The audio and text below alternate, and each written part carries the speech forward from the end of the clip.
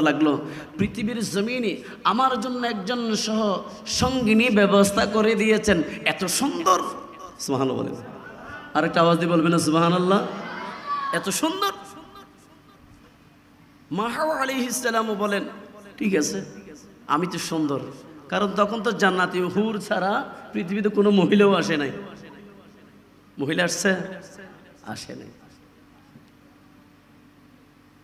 তখন আল্লাহ ডাক দিলেন, আল্লাহ বলেন হে আমার আদম, হে হাওয়া আলাইহিস সালাম, দুনিয়াতে আমি তোমাদেরকে পাঠিয়েছি, তোমাদেরকে আমি পৃথিবীর জমিনে পাঠিয়েছি। ঠিক তোমরা হয়তো মনে করো তোমরা সুন্দর, তুমি সুন্দর। না না না না, আমি তোমার চেয়ে আরো অপূর্ব সুন্দর, অপূর্ব সুন্দর, হাজার গুণ সুন্দর। আমি এমন কতগুলি জাতকে বানিয়েছি যেই জাতকে জান্নাতের ভিতর গিয়ে দেখো। সুবহানাল্লাহ।